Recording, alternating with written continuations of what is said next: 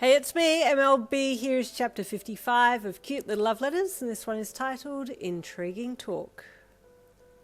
As soon as your mum got home, she put the Hessian grocery bags down and walked to her apothecary, gathering the things that she would need to do a deep cleanse of the house.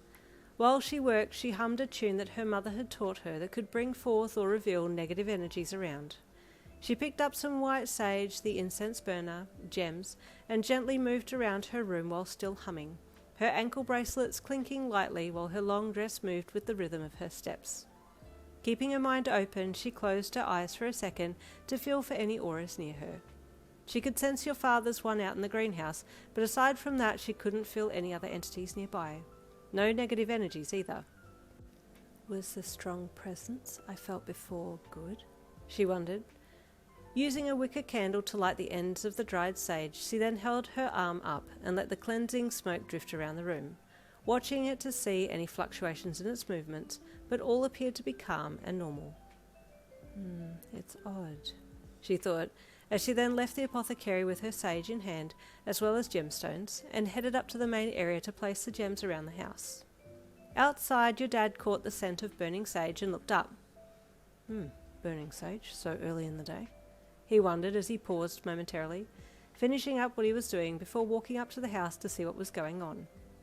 Your mum was so focused on what she was doing that she didn't hear him coming, but felt him there at the last minute, her body making a comparison with the energy she felt from your father and the presence that she had felt with her earlier that morning, and she paused. "Is everything okay?" he asked when he saw her pause. She turned to look at him, her quirk picking up his aura very clearly now, and she smiled gently. "Good things," she said with a knowing little nod of her head. "I have only now just realized that we have been protected this whole time by someone very special." Sorry, what do you mean?" your dad said curiously. "I am unsure if they can hear me, but I assume they can," your mum said in a clear, calm voice. "And I doubt they would reveal themselves at this time, but I would like to thank them openly for their care, despite knowing your past." Your dad was rightly confused, looking to his left and right to see if anyone else was there, but it was just he and your mum in the room, and no one else, just the two of them there. Your mum smiled again.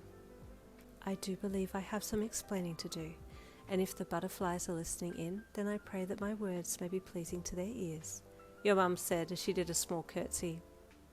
Your dad was even more confused than before now, and his furrowed brows showed his concern. "Are we talking to butterflies now?"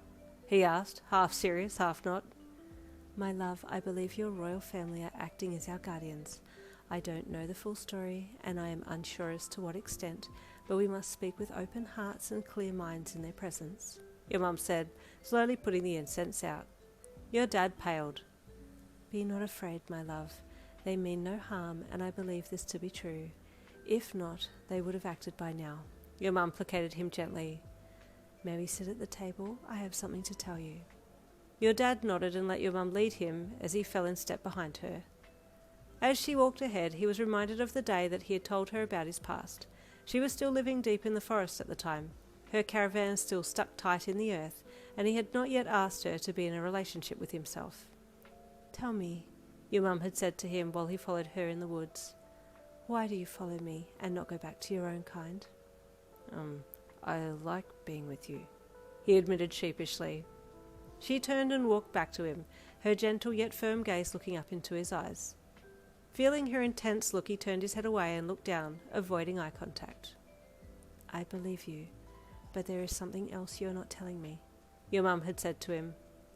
His eyes quickly found hers again, and he paused, wondering if he should admit to his wrongdoings and what she would think of him if he told her the truth. He really did like this human woman. She was gentle and kind, yet firm and determined, much like the women of his own family. "You have a good heart, no matter your works," your mum said after she had seen him pause for so long. This surprised your dad. It's like she had already known what he had done, and his wide eyes continued to stare at her before he could find his voice. "If I told you I'd killed someone?" your dad asked hesitantly. "It is not in your nature to do something like that, but storms often shift nature, twisting limbs and tearing down foliage," your mum said wisely. "There is always a story to be told. Why don't you tell me your story?" and then that's when he had sighed and told her the truth of his past. Their bond had been much better and stronger after that, and she was always gentle and comforting with her words. It was only a few days after that that your father had asked for a relationship with her, and the rest was and is now history. This memory flashed through his mind as he followed her to the long oak table and sat down while she took a seat beside him. I happened to bump into Mr. Furuo at the markets this morning, your mum said with a gentle smile as she leaned back against the chair and flicked one slender leg up over the other, her bangles jingling and her dress swishing gently with the movements. Ah, your dad said with a smile. And how is he? He is well. We spoke of some of the new market folk at the Saturday markets, your mum said, giving your dad a look, and he stiffened. Did he talk about a particular person that I was inquiring about to Mr. Tenura? Your dad asked. Why, yes, he did, your mum replied. He has had dealings with your kind, my love, the good and the bad, and he named her as one of the bad. Fox Fury? Your dad asked tensely. You said it, not I, your mum said with a knowing nod of her head. But it is as you said. Your dad's face grew serious, and he let out a strong exhale through his nose as his jaw clenched. He said that she rarely leaves her tent. She also only calls out to those who are not full human, so she is good at being able to pick out those who have mixed race, your mum repeated, remembering what Mr. Furuo had said. We shouldn't go to the markets again, your dad said firmly. If you feel uncomfortable, I understand, your mum said. I would, however, like to go, as this is a source of income for us, and I do so love the markets.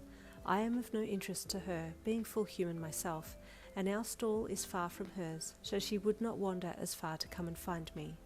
I do not feel that I am in danger, and furthermore, she added, looking out the back window as if trying to locate someone, we have protection from them. Who exactly are you talking about? Your dad asked in a low voice. I speak of your family.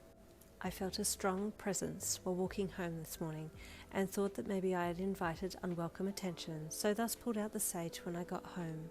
But the strong presence I felt is similar to yours when you stepped into the house just now, except theirs is on a much stronger scale, but the similar feel is there, your mum said. I am aware that royalty have magic at their disposal, and I have noticed the presence of some little glowing butterflies around the place.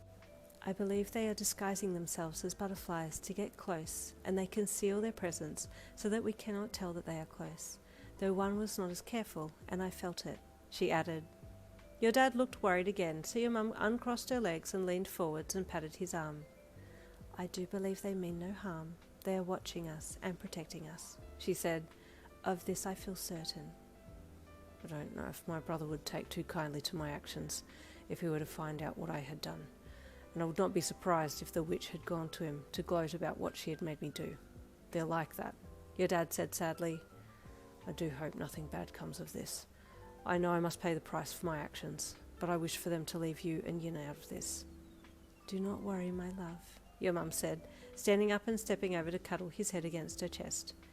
The act of worrying is paying a debt that you do not yet owe. Your dad sighed and wrapped his arms around her waist and held her close. What would I do without you, my wise old owl? He said softly as he breathed in her scent. Oh, it's getting a little bit interesting. Stay tuned for chapter 56 coming tomorrow. I'll see you then.